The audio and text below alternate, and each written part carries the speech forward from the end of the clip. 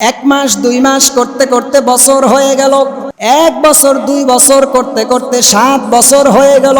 হযরত ইব্রাহিম আলাইহিস সালাতু ওয়াস সালামের কাছে তার মা যখন চলে গেলেন, তার মা আসার পরে মাকে জিজ্ঞেস করলেন, মা রে, আমার বয়স তো ৭ হয়ে গেল, কে যেন আমাকে আঙুলের ভেতর থেকে মধু খাওয়ালো আর দুধ খাওয়ালো জানি না, বলো তো মা, তোমার স্রষ্টা কে? মা কয়, আমার স্রষ্টা তোর বাবা। কয়, তা আমার বাবার স্রষ্টাকে? কয়, তোর বাবার স্রষ্টা তারকা। কয়, তাই তারকার স্রষ্টাকে? কয়, তারকার স্রষ্টা হচ্ছে নমরুদ। হযরত ইব্রাহিম আলাইহিস সালাতু ওয়াস সালাম বললেন, মা তুমি কেমন কথা বলো? তোমার স্রষ্টা যদি আমার বাবা আজর হয়, আমার বাবার স্রষ্টা যদি তারকা হয়, তারকার স্রষ্টা যদি নমরুদ হয়, তাহলে নমরুদের স্রষ্টাকে? এটা কইস না, বলছি না, সব কথা বলতে চুপচাপ নিশ্চুপ থাকবে না। সাইয়্যিদুনা ইব্রাহিম খলিলুল্লাহ আলাইহিস সালাতু ওয়াস সালাম সকল কিছুর উদয় অস্ত হবার পরে চূড়ান্ত সিদ্ধান্তে উপনীত হয়ে গেলেন। তিনি চূড়ান্ত সিদ্ধান্ত এটাই বুঝতে পেরেছেন, এর কোনো কিছুই আমাদের স্রষ্টা হতে পারে না। আমার মা যে বলেছে আমার মায়ের স্রষ্টা আজর, আজরের স্রষ্টা তারকা, তারকার স্রষ্টা নমরুদ, নমরুদ নিজেরে নিজে খোদা বলেছে, আনা রব্বুকুমুল আ'লা বলেছে, আমি বড় খোদা বলেছে, এটা হতেই পারে না, কশিন কালেও পারে না। হযরত ইব্রাহিম খলিলুল্লাহ বললেন, ইন্নী ওয়াজ্জাহতু ওয়াজহিয়া লিল্লাযী ফাতারাস সামাওয়াতি ওয়াল আরদা হানিফা ওয়া মা আনা মিনাল মুশরিকিন। হযরত ইব্রাহিম আলাইহিস সালাতু ওয়াস সালাম তিনি দুনিয়াতে এসেছিলেন হযরতে আদম থেকে ইব্রাহিম, এখানে প্রায় ২০ পুরুষ, আদম থেকে হযরতে নূহ পর্যন্ত ১০ পুরুষ, হযরতে নূহ থেকে হযরতে ইব্রাহিম পর্যন্ত ১০ পুরুষ। তাহলে হযরতে আদম থেকে ইব্রাহিম নবী পর্যন্ত প্রায় ২০ পুরুষ। ইতিহাস লেখে হযরতে আদম থেকে ইব্রাহিম ও খলিলুল্লাহ পর্যন্ত পৃথিবীতে নবী এসেছে প্রায় ১০ থেকে ১২ জন। তাহলে দুইটা পয়েন্ট, একটা হচ্ছে হযরতে আদম থেকে ইব্রাহিম পর্যন্ত কত পুরুষ? ২০। আর নবীর সংখ্যা কত?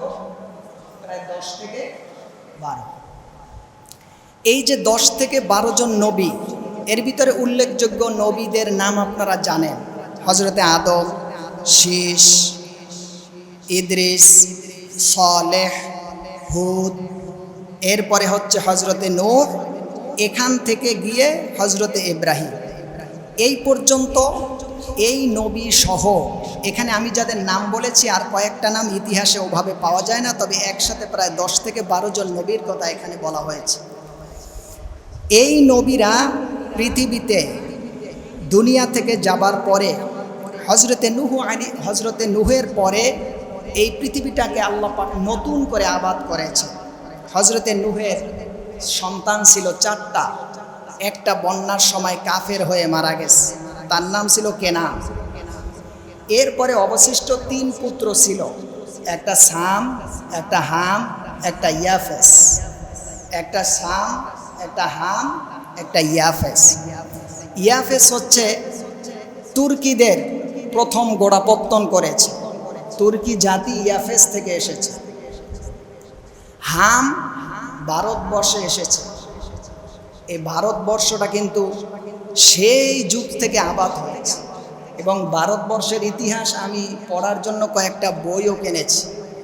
বই পড়ে ভারতবর্ষের ইতিহাসটা এখন হাজার হাজার হাজার বছর আগের ইতিহাস, যেমন মিশরের ইতিহাস, ইরাকের ইতিহাস হাজার হাজার বছর আগে, ভারতের ইতিহাসটা সেভাবে হাজার হাজার বছর আগে। এই ভারতবর্ষ তো আমরা ৭০০ বছর শাসন করেছি মুসলমান। ভারতের সাথে আমাদের কিন্তু বিতর্কত কোনো দ্বন্দ্ব না। এই বর্তমান উগ্রবাদীদের কারণে আমাদের বক্তব্য দিতে হয় ইমানের স্বার্থে, দেশের স্বার্থে, কিন্তু এছাড়া ভারত আমাদের সেই পূর্বপুরুষের 700 বছরের মুসলমানদের ঐতিহ্য ধারণ করা লালন ভূমি।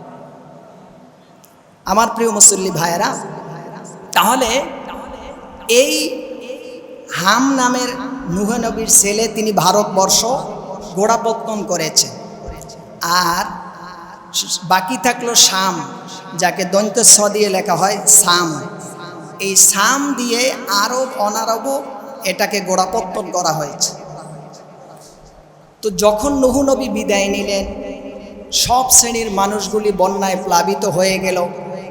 এই 3 ছেলে সহ 72 জন নিয়ে তিনি নদীর ভিতরে যখন জুদি পর্বতে এই জাহাজটা ভেরার পরে সেখান থেকে নেমে এক এক গোত্র এক এক দিকে গেছে। সেখান থেকে আস্তে আস্তে পৃথিবীটা এভাবে আবাদ হয়েছে।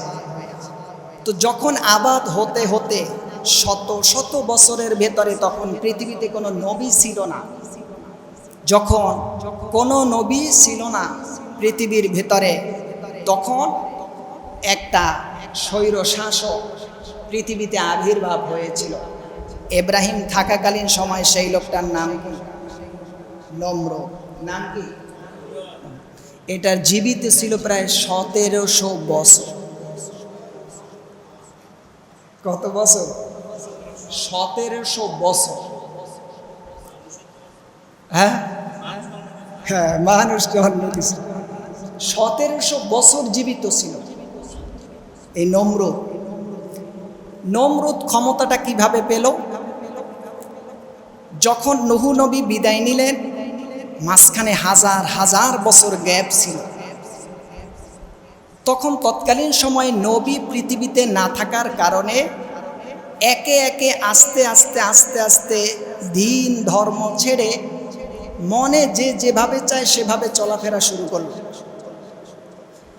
এই খালি মাঠে চাষ করার জন্য শয়তান চলে এসেছে। শয়তান এসে জাতিকে বুঝালো, তুমি কার পূজা করো? কয়, আমি তো তারকার পূজা করি। কয়, তারকা পূজার দরকার নাই, তুমি নূহ নবীর একটা মূর্তি বানিয়ে দেই, এইটার পূজা করো, দেশে একটা কাজে লাগে। আর এক জাতির কাছে গিয়ে আবার জিজ্ঞেস করলো, তুমি কি করো? কয়, আমি মাছের পূজা করি, গাছের পূজা করি। কয়, আরে এটি দিয়ে কি হইব, আমি একটা মূর্তি বানিয়ে দেই, এরপরে এইটার সামনে সিজদা দাও। তাহলে তুমি গাছ আর মাছরে পূজা করে যেই আল্লাহরে খুশি করতে চাও, সেই জায়গায় তুমি এই মূর্তিটারে যদি সিজদা করো, তাহলে আল্লাহ খুশি বেশি হবে।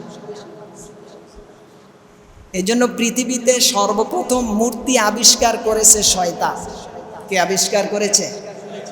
শয়তান।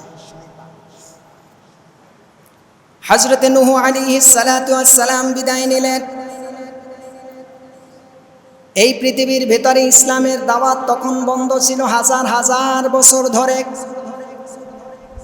তৎকালীন সময় মানুষগুলি শয়তানের প্রচনায় পড়ে বিভিন্নভাবে গাছকে, মাছকে, পাহাড়কে পূজা অর্চনা করার কারণে শয়তান আবার মাঝ পথে মানুষকে বিভিন্নভাবে মূর্তি হাত দিয়ে বানিয়ে, পাথর দিয়ে খোদাই করে, যেই এলাকায় যে যত বেশি বুজুর্গ ছিল, আলেম না স্বাভাবিক দিনদার জাহেল ইবাদত গুজার মানুষ, তাদেরকে বুঝিয়ে বুঝিয়ে ইবাদতখানার ভিতরে মূর্তি ঢুকিয়ে দিয়ে বলল, তুমি যদি এই মূর্তির পূজা অর্চনা করো, তাহলে তুমি যে আল্লাহর ইবাদত করো সে খুশি বেশি হয়ে যাবে। এভাবে মানুষের সফট কর্নারকে আয়ত্ত করে ইবাদত গৃহের ভিতরে মূর্তি বানিয়ে শয়তান দিয়ে মানুষগুলোর সেই সময় আস্তে আস্তে আল্লাহর পথ থেকে শয়তান মানুষদেরকে মূর্তির দিকে ধাবিত করে ফেলল। শুরু হয়ে গেল মূর্তি পূজা। এর ভেতরে ইরাকের ভিতরে বাবেল, যেই বাবেল নামক জায়গার নাম হচ্ছে কুফা নগরী। এই কুফা নগরীর ভিতরে তৎকালীন সময়ের সেই নমরুদ নামের স্বৈর শাসকের আবির্ভাব হয়েছে। প্রথমে সেই ভারতের হামের সন্তানদেরকে যুদ্ধ করে পরাজয় করে ভারতকে জয় করে নিয়েছে। এরপরে তুর্কিস্তান সেই তুর্কিদেরকে সাফের ছেলেদেরকে পরাজয় করে সেই জায়গাটা আয়ত্ত করে নিয়েছে। এরপরে সেই আরব অনারবের সেই শাম, এই শামের সন্তানদেরকে পরাজয় করে সেই জায়গাটাও সে দখল করে নিয়েছে। তাহলে সাম, হাম, ইয়াফেস গোটা পৃথিবী তিনজন দিয়ে আবাদ হয়েছে। এদের সন্তানদেরকে পরাজিত করে করে নমরুদ তৎকালীন সময়ে গোটা বিশ্বের এক ও অদ্বিতীয় খোদা হয়ে বসে গেছে। গোটা পৃথিবী যখন তার আয়াত্তে, মানুষ যদি অনেক বেশি সম্পদের মালিক হয় সে খুব বেশি আল্লাহওয়ালা হয়, না হয় অনেক বেশি সে আল্লাহদ্রোহী হয়ে যায়, ঠিক কিনা? নমরুদ দেখে গোটা পৃথিবীটাই তো আমার হাতে, এই বাংলাদেশের পার্বত্য জায়গাগুলি থেকেও ট্যাক্স দিয়েছে, সৌদি আরবের জায়গা থেকেও ট্যাক্স পেস, সেই ইরাক থেকেও ট্যাক্স পেস, সব জায়গা থেকে গোটা বিশ্বের জিজিয়া কর দিয়ে যা কিছু বোঝানো হয় সব কিছু বসে বসে পেয়েছ, সব কিছু বসে বসে সম্পদের অঢেল সম্পত্তির মালিক হবার কারণে কোনো ক্লান্তি নাই, কোনো শারীরিক দুর্বলতা নাই, কোনো অভাব অনাটন নাই, আছে শুধু সম্পদ, শারীরিক সুস্থতা অসুস্থতা নাই। তো স্বৈরশাসক হতে বাধা দেয় কে? কি কর বাধা আছে? কোন নিজেকে প্রকাশ করলো, জাহের করলো, এই পৃথিবীর সব থেকে শ্রেষ্ঠ এবং মহান বড় খোদা আমি, নাউজুবিল্লাহ বলেন। যখন নিজেকে খোদা বলে স্বীকার দিয়েছে, ঠিক এই মুহূর্তে হঠাৎ একদিন রাজপ্রাসাদে বসা, তার চারিধারে আমির, ওমারা, ফকির, গণক, উজির, নাজিরে সব ভরপুর হয়ে বসে আছে। সবাই বসে একদিন মুখটা বন্ধ করে কালো হয়ে বসে আছে, ঝিমটি দিয়ে বসে আছে। নমরুদ জিজ্ঞেস করলো, কি, কেন, কোন কারণে তোমরা আমার সাথে অভিমান করে মুখ কালো করে ভার করে বসে আছো, বলো রে। নমরুদ যখন এমন কথা জিজ্ঞেস করেছে, সাথে আশেপাশের লোকগুলি তারা বলল, আমরা তো আজকের রাত্রে একটা স্বপ্নে দেখেছি। জিজ্ঞেস করলো, কি দেখেছ? বলল, আকাশের ভিতরে নতুন একটা তারকার জন্ম হয়েছে, আর সেই তারকাটা জন্ম হওয়া মানে আমরা পূর্বে লক্ষণ দেখে বুঝতে পেরেছি আপনার সিংহাসন গদিটা ছিন্ন ভিন্ন হয়ে যাবে। এটা কয়দিনের ভিতরে তারকাটার জন্ম নিবে? তারকার জন্ম বলতে স্বামী স্ত্রীর মিলনের মাধ্যমে একটা সন্তান পৃথিবীতে আসবে। নমরুদ জিজ্ঞেস করলেন, কয়দিন, ডেট কয়দিন? কয় ডেট টেট নাই, আজকের থেকে 3 দিন, আজ, কাল, পরশু। নমরুদ ফরমান জারি করলেন, 44 জারি করলেন যে এই মুহূর্তে রাজপ্রাসাদের ভিতরে ঘোষণা দাও, আজ থেকে স্বামী আর স্ত্রী একত্রিত হয়ে কোথাও রাত্রি যাপন করতে পারবে না। আজ থেকে আমি নমরুদের পক্ষ থেকে পুরাটাই নিষেধ, 3 দিন পর্যন্ত। যখন সে ফরমান জারি করলেন, নমরুদ ফরমান দেওয়ার পরে এক শ্রেণীর মানুষকে বাসাবাড়িতেও পাঠিয়ে দিলেন, স্বামী স্ত্রী একত্রিত যেন হতে না পারে।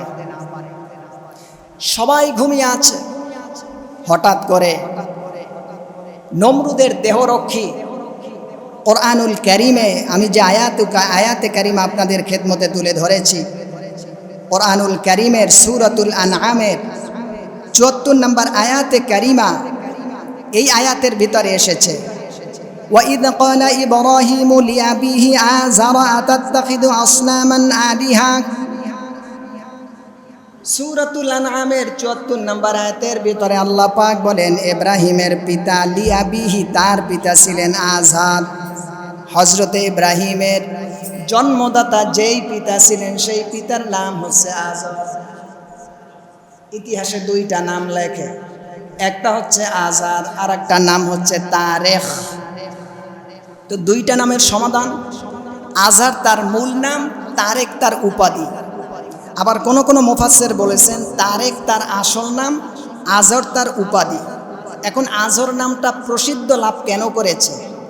তিনি নিজ হাতে প্রতিমা, পাথর, মাটি এগুলি দিয়ে মূর্তি বানাতেন, আর সেই মূর্তিগুলি মানুষকে বিক্রি করতেন, এই যে নিজ হাতে মূর্তি বানাতেন, সেজন্য তাকে আজর নামে উপাধিতে ভূষিত করা হয়েছে। হযরতে ইব্রাহিম আলাইহিস সালাতু ওয়াস সালামের মা আর বাবা আজরের স্ত্রী যেই দিন রাত্রে 44 জারি করে দিয়েছে স্বামী স্ত্রী একত্রিত হতে পারবে না, হঠাৎ সন্ধ্যা থেকে গভীর রাত্র পর্যন্ত তার মা স্বামীর ছোঁয়া পাওয়ার জন্য শারীরিকভাবে খুব উদ্গ্রীব হয়ে গেলেন, অস্থিরতা লাভ করতে লাগলো, মানসিকভাবে বিকারগ্রস্ত হতে লাগলেন। এদিক থেকে নমরুদের দেহরক্ষী আজর তাফসিরের ভিতরে লেখে, সারাক্ষণ তার পিছনে দাঁড়িয়ে তার বাবা আজর নিজ হাতে পাখা দিয়ে নমরুদকে বাতাস করতেন দেহরক্ষী হয়ে। তারও শরীরের ভিতরে মানসিকভাবে হঠাৎ স্ত্রীকে কাছে পাওয়া কেন যেন খুব বেশি চাহিদা দেখা দিল। রাত যখন গভীর হয়ে গেল, আজরের স্ত্রী নিজের খাস কামরা ছেড়ে ঘরের দরজা মেলে আস্তে আস্তে হাঁটি হাঁটি পা পা করে নমরুদের রাজপ্রাসাদের ভিতরে প্রবেশ করলেন। দেখলেন নমরুদের আশে আর পাশে, সামনে আর পেছনে, চতুর্দিকে যত মানুষ আছে সব মানুষগুলো ঘুমের ভিতরে টালমাটাল হয়ে আছে। গিয়া দেখে সবাই শুধু নাক টানা ঘুমে আছে। শুধু ঘুম না, এমন ঘুমে আছে যেই ঘুমে হাত পা ধইরা টানাটানি করলেও মানুষ সজাগ হয় না। আজরের স্ত্রী আর আজর নমরুদের সামনে গিয়ে কাছে যখন দাঁড়ালেন, তো স্ত্রীর নজর যখন স্বামীর চোখের দিকে পড়লেন, স্বামীর নজর যখন স্ত্রীর চোখে পড়ল, তো একে অপরের দিকে তাকিয়ে একে অপরের যে মানসিক চাহিদাটা, এটা একে অপরে বুঝতে পেরেছে। কিন্তু বলার মতন সাহস নাই, মাঝখানে নমরুদ। এখন উনি কি করবেন? আল্লাহ পাকের পক্ষ থেকে নমরুদ নামের বদমাইশ নামের জাহান্নামের নরকীট নরপিচ ওর দেহের ভিতরে, চোখের ভিতরে আল্লাহ পাক ঘুমের প্রচণ্ড তৃষ্ণার সৃষ্টি করে দিলেন। নমরুদ ঘুমিয়ে পড়ল। এটারে দেখা গেল এমন একটা ঘুম তার চোখে এসেছে যে এই মুহূর্তে তার ঘুম ভাঙার মতন কোনো সিচুয়েশন দেখা যায় না। তাফসিরের ভিতরে লেখে, আজর তার খাস কামরার ভিতরে স্ত্রীকে নিয়ে রাত্রি যাপন করলেন। সকাল হয়ে গেল। আমির ওমরা রাজপ্রাসাদে যারাই মন্ত্রী পরিষদের ছিলেন সবাই যখন সামনে বসলেন, বসার পরে দেখলেন সবার মুখ কালো করা, বাম করে বসে আছে। জিজ্ঞেস করলেন, নমরুদ, ঘটনা কি?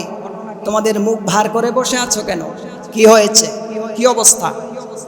তখন তারা বললেন যে আমরা যে আশঙ্কায় ছিলাম, আপনি 44 জারি করে স্বামী স্ত্রী দূরে রাখার পরেও আজকের ঠিক গভীর রাত্রে সেই সন্তান মায়ের গর্ভে চলে গেছে।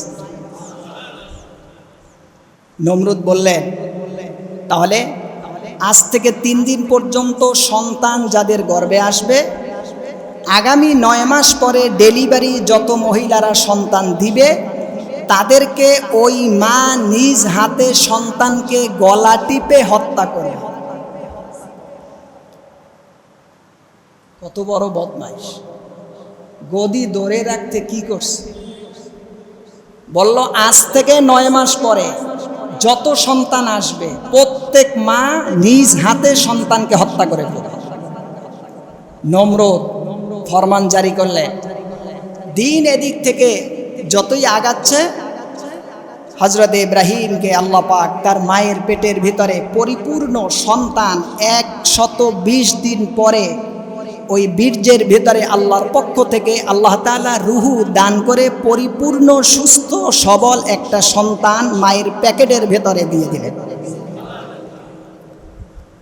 1 দিন, 2 দিন, 1 মাস, 2 মাস, 9 মাস হয়ে গেছে।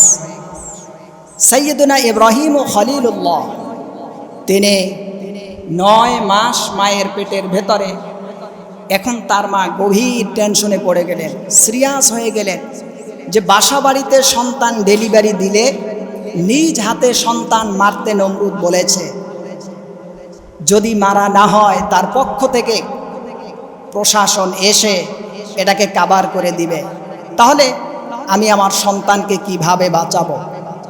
তাফসিরের ভিতরে লেখে হযরত ইব্রাহিমের মা নিজ শহর সব ছেড়ে লোকালয়ে গিয়ে এক ময়দানে লুকানো জায়গায় গোপনীয় অবস্থায় একটা তাফসিরে লেখে পাহাড়ের গুহায়, আর একটাই লিখেছে যে পাহাড়ের পাদদেশের ময়দানের একটা গুহায় গিয়ে ইব্রাহিমের মা আত্মগোপনে এই নির্জনতার জায়গায় গিয়ে ইব্রাহিমকে ডেলিভারি দেন।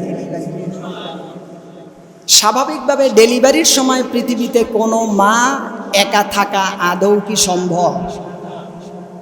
আমাদের মা বোন স্ত্রীরা তো নাই।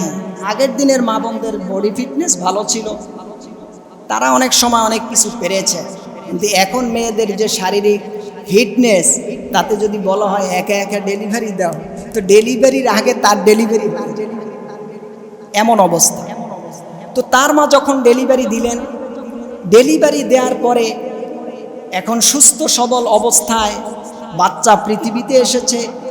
এখন বাচ্চাকে কই রাখবে আর নিজে কই থাকবে, টেনশনের ভেতরে চিন্তা ভাবনা করে বাচ্চাটাকে পরিষ্কার পরিচ্ছন্ন করে একটা গর্তের ভিতরে রেখে, তারপরে যেই সমস্ত মানুষ ভালো, তারা মনের ভিতরে একটা ইলহাম হয় আল্লাহর পক্ষ থেকে, উনি ওনার মতন করে কি বুঝছেন, কি শিখছেন, কি দেখছেন আল্লাহই ভালো জানে, উনি ওনার মতন করে ডেলিভারির পরে সন্তানটাকে রেখে সাপ পরিষ্কার করে উনি ওনার মতন করে বাড়িতে চলে এসেছেন। তাফসিরের ভিতরে লিখেছে উনি বাড়িতে যখন রওনা করেছে, আল্লাহর পক্ষ থেকে জিবরিল চলে এসেছে। জিবরিল এসে ইব্রাহিমের পাশে বসে ইব্রাহিমকে আনন্দ, খেলাধুলা যা দরকার মায়ের পক্ষ থেকে তা ফেরেশতা নামের জিবরিল দিয়ে আল্লাহ পাক মায়ের সঙ্গ জিবরিলকে দিয়ে ইব্রাহিমকে আনন্দ দিয়েছে। শুধুমাত্র তাই নয়, সাইয়্যিদুনা ইব্রাহিম খলিলুল্লাহ মাত্র দুনিয়ায় এসেছেন।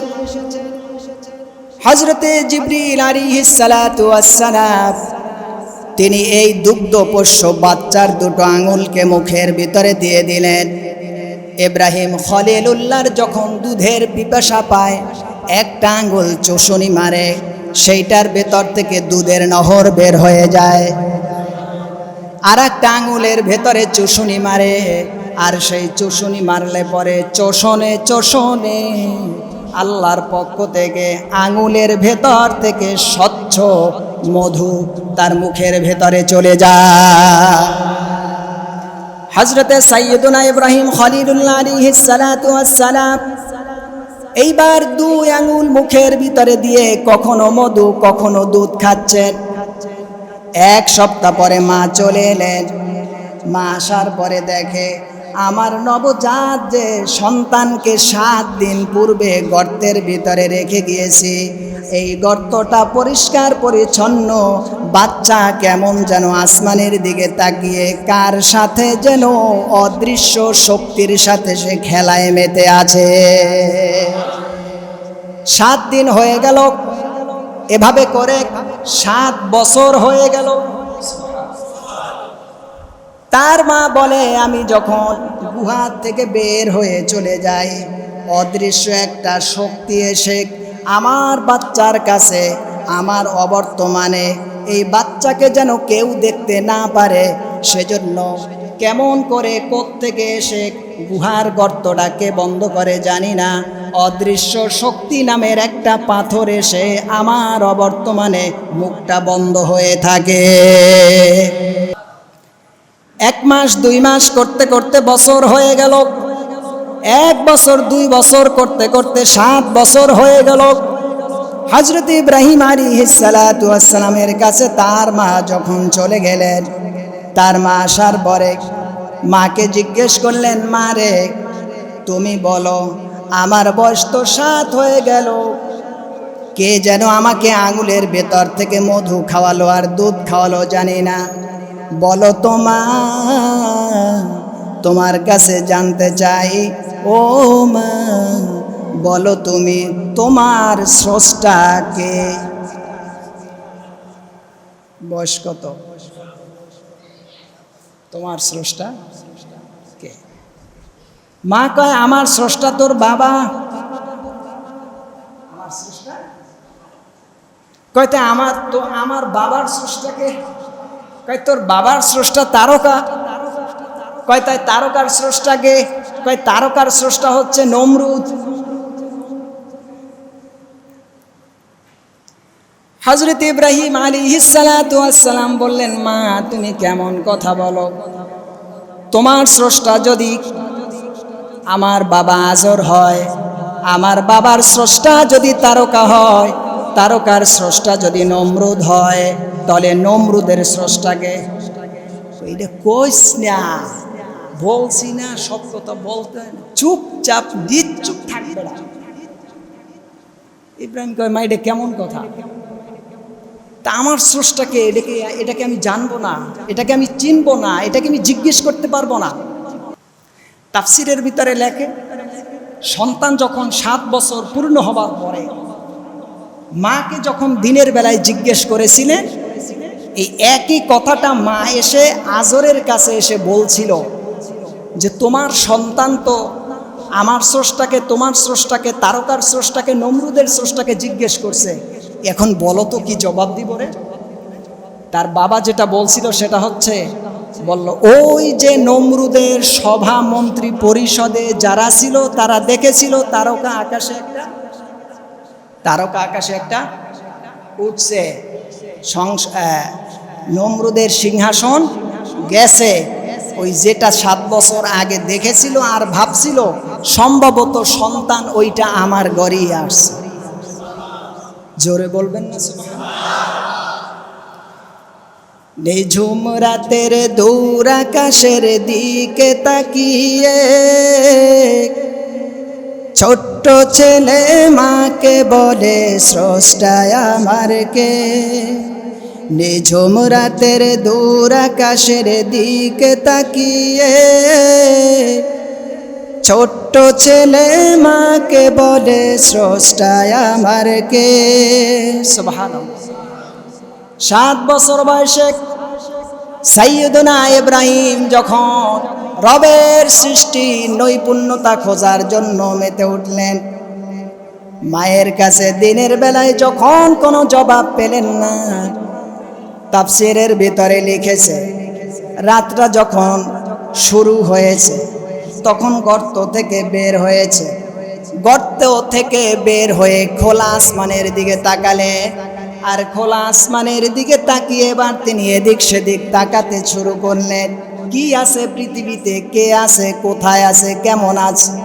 কুরআনুল কারীমের ভেতরে আল্লাহ তাআলা চমৎকারভাবে সেই কথাটা তুলে ধরেছেন। আল্লাহ পাক বলেন, ফালাম্মা জান্না আলাইহিল লাইলু রাআ কাওকাবা ক্বালা হাযা রাব্বি ফালাম্মা আফালা ক্বালা লা উহিব্বুল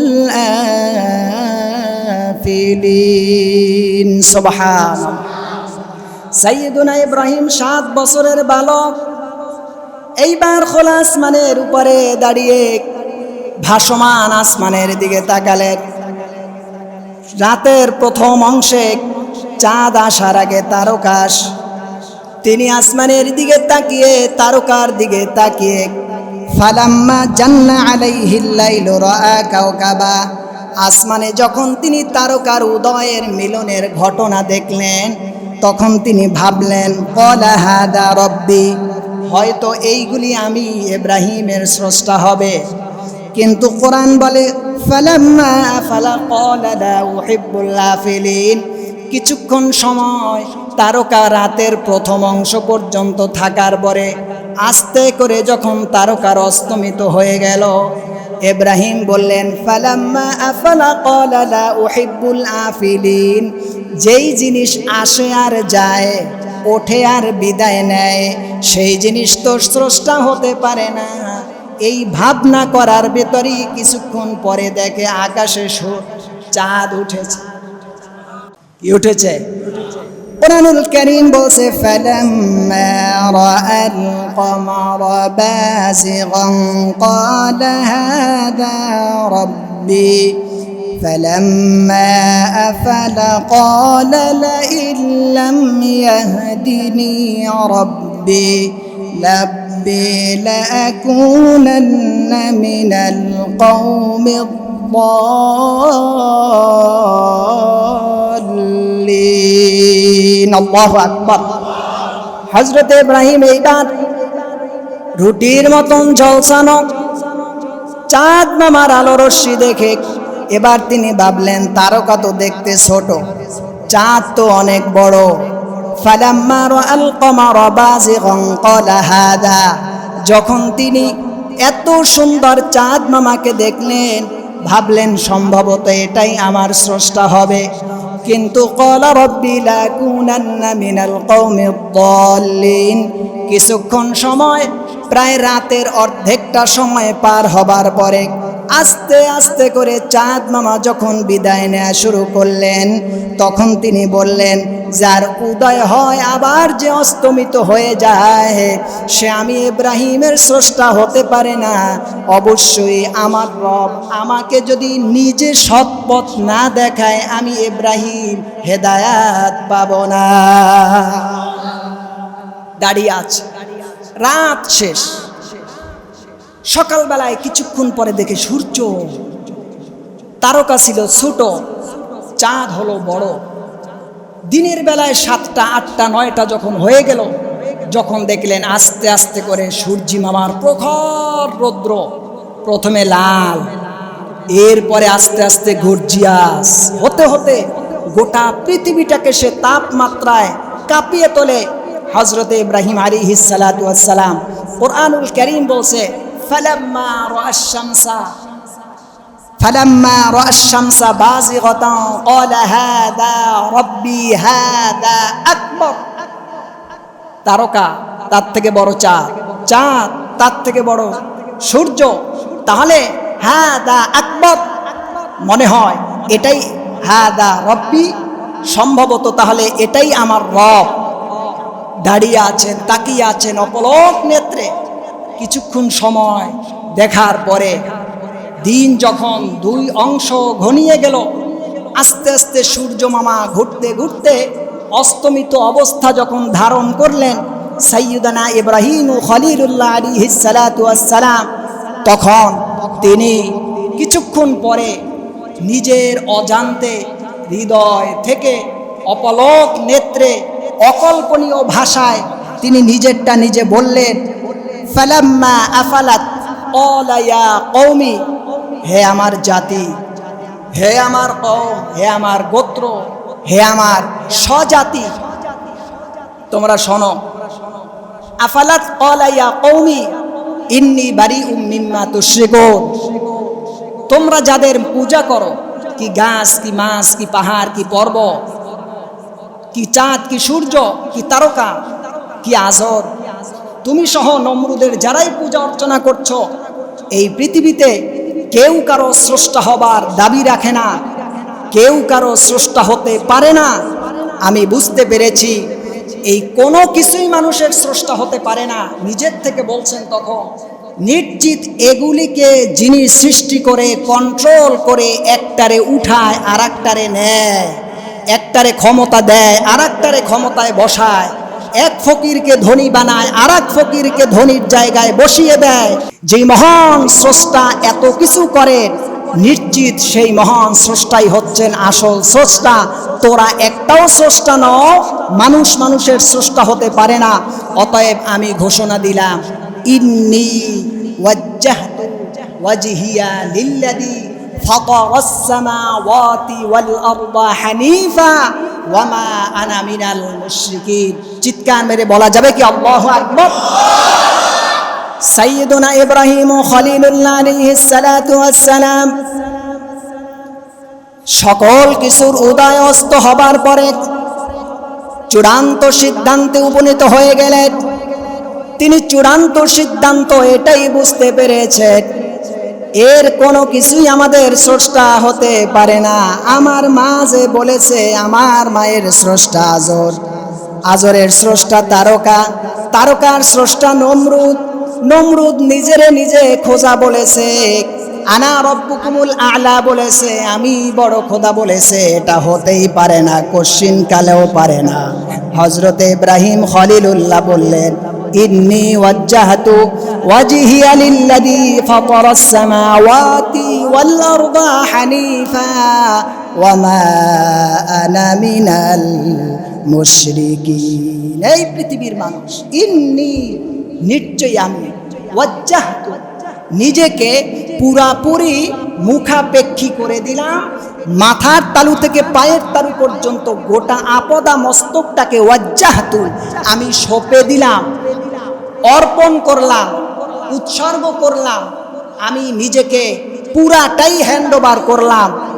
ওয়াজহিয়া লিল্লাযী তার প্রতি, ফাতারাস সামাওয়াতি ওয়াল আরদা হানিফা যিনি গোটা আসমান আর জমিনের, কুল আর কায়নাতের, মাশরিক আর মাগরিবের, পূর্ব আর পশ্চিমে, দক্ষিণ আর উত্তরের চতুর্দিকে যা কিছু আছে, যা দেখি আর যা দেখি না, যা বুঝি আর যা বুঝি না, সব কিছুর যিনি মহান স্রষ্টা, আমার বুঝ হয়ে গেছে, সকল কিছু যিনি পরিকল্পনা মাফিক পরিচালনা করছেন, তিনি হচ্ছেন একমাত্র স্রষ্টা।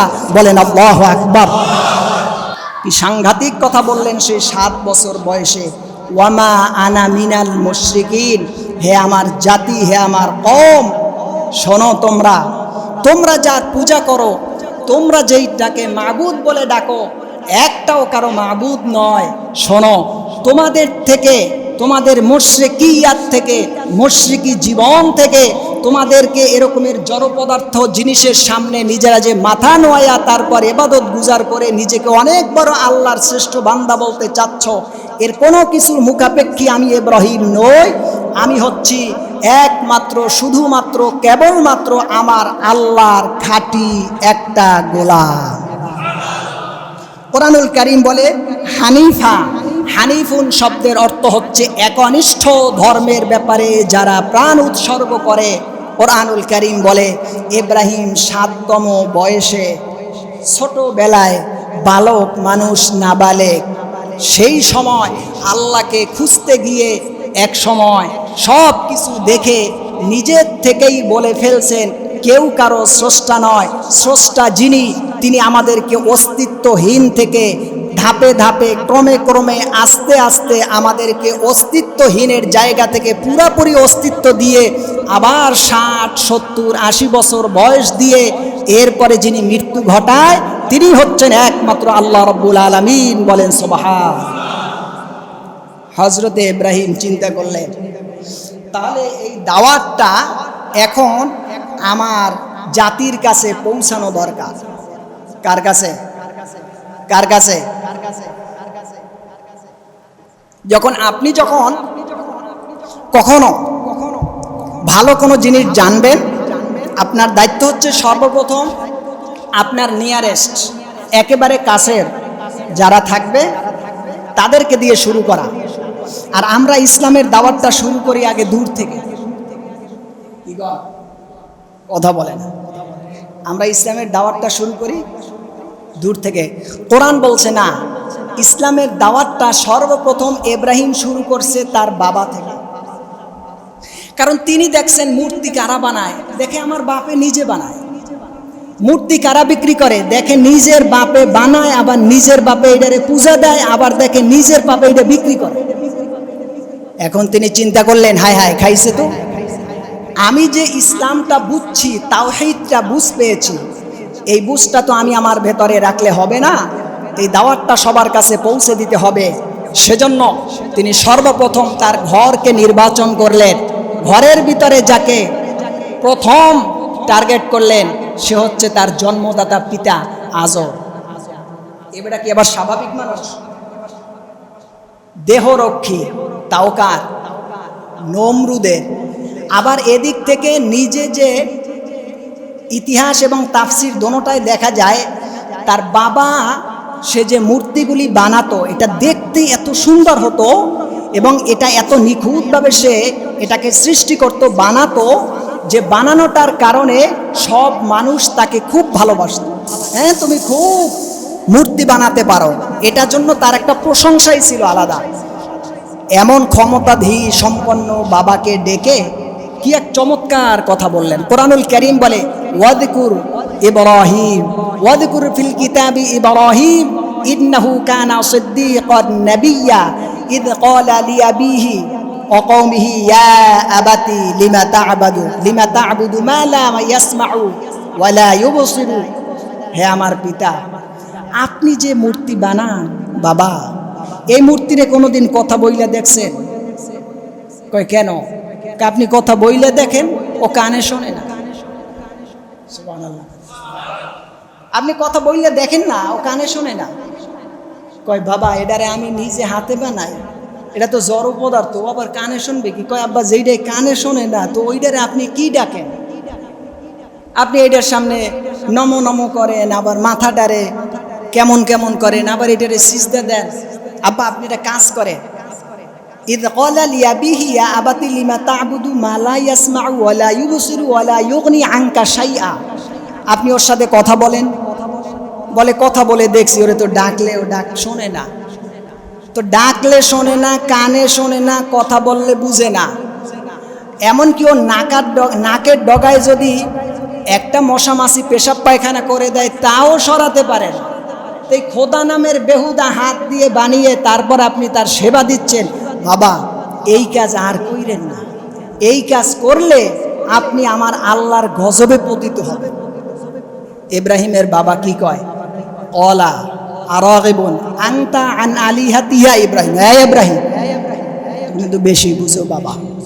এত বেশি বুঝতে কইছে কে তোমার? তুমি এত বেশি বুঝো কা? তুমি যদি আমার মূর্তি বানানোর বিপক্ষে আর আমার মূর্তিকে আমি যে সেবা দিচ্ছি তার বিপক্ষে তুমি কথা বলো আর বক্তব্য দাও, তাহলে আমি তোমার বিরুদ্ধে অ্যাকশনে দাঁড়িয়ে যাব। শুধু আমি না, গোটা বিশ্ব তোমার বিরুদ্ধে যাবে। শুধু গোটা বিশ্ব না, স্বয়ং আমাদের যে নমরুদ খোদা আছে সে কিন্তু তোমার জ্বলন্ত প্রমাণ্য উজ্জ্বল দৃষ্টান্ত শাস্তি দেবে। ইব্রাহিম বললেন, বাবা,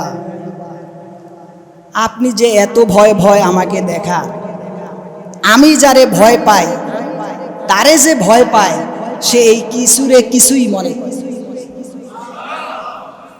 আমি যারে ভয় পাই তারে যদি কেউ ভয় পায় তো সাধারণ পাবলিক থেকে যে ভয়টা আসবে এটা কোনো ভয় না, এটা একটা তুরির তাস। সুবহানাল্লাহ। হযরতে ইব্রাহিম দেখলেন তার বাবাকে এভাবে বুঝিয়ে হচ্ছে না। সবাই গেলেন ওকাজ মেলায়। এদিক থেকে আপনারা জানেন মূর্তির নাক, হাত, পা ভাইয়া বড় খোদার কাঁধের উপরে রাখছে কুড়ালটা ঝুলাই। আসার পরে সবাই দেখলো, আহা কি অবস্থা, এত বড় মন্দিরের ভিতরে ঢুইকা এই কাম কে করলো? ইব্রাহিম বললেন, জিজ্ঞেস করেন তাদের জিজ্ঞেস করেন যে কে ভাঙছে। তখন জাতিরা বলল, তারা কি কথা বলতে পারে? ইব্রাহিম বললেন, সেরা তারা যদি কথাই বলতে না পারে, কে হামলা করছে তাও যদি বলতে না পারে, তার মানে প্রমাণ হয় আপনারা যাদের ইবাদত করেন আসলেই তারা কিছুর যোগ্য না। আসলেই কি তারা কিছুর যোগ্য? ইব্রাহিম আলাইহিস সালাতু ইসলামের বিরুদ্ধে এইবার সমাজ, দেশ, রাষ্ট্র, প্রশাসন, স্বয়ং নমরুদ সহ সব মানুষ ক্ষিপ্ত হয়ে গেলেন। ক্ষিপ্ত হয়ে ইব্রাহিমকে খুঁজতে লাগলেন মন্দিরের ভেতরে কে ভেঙেছে এই মূর্তিগুলি। সবাই খুঁজতে খুঁজতে ইব্রাহিম নামের বালকটাকে পেলেন। তাকে যখন নমরুদের কাছে নিয়ে যাওয়া হলো, নমরুদ জিজ্ঞেস করলো, তুমি কি ভেঙেছ? বললেন, আমি ভেঙেছি কিনা আপনার বড় খোদারে জিজ্ঞেস করেন। নমরুদ রেগে গেলেন, বললেন, তুমি বেশি কথা বললে তোমাকে কিন্তু আমি দৃষ্টান্তমূলক শাস্তি দিব। ইব্রাহিম বললেন, আপনি আমাকে কি শাস্তি দিবেন সর্বোচ্চ? তখন নমরুদ বললেন, তুমি কিন্তু ডেঞ্জার সিগন্যাল এরিয়াকে ক্রস করছো। তুমি বুঝো আমি কে? আমি বর্তমান পৃথিবীর একমাত্র ক্ষমতাধী সম্পন্ন নমরুদ। শুধু তাই না, গোটা পৃথিবীর একমাত্র রাজা আমি। আঙুল ভাঁজ করলে পৃথিবী ভাঁজ হয়, খাড়া করলে পৃথিবী খাড়া হয়। তুমি কি বুঝাও আমাকে? ইব্রাহিম বললেন, আপনি আমার জন্য সর্বোচ্চ কি শাস্তি দিবেন? মন্ত্রী পরিষদকে যেমন কথা তেমন কাজ ডেকে সিদ্ধান্ত হলো, যে আমাদের খোদার গায়ে হাত দিছে তারে সর্বোচ্চ দৃষ্টান্তমূলক শাস্তি আগুনে পুড়ে মারো। কি করে মারো? আগুনে পুড়ে মারো। দৃষ্টান্তমূলক শাস্তি দেওয়ার জন্য আগুন লাকড়ি একত্রিত করলেন। ইব্রাহিমকে সেখানে ফালানোর দিন তারিখ ডেট ফিক্সড হলো।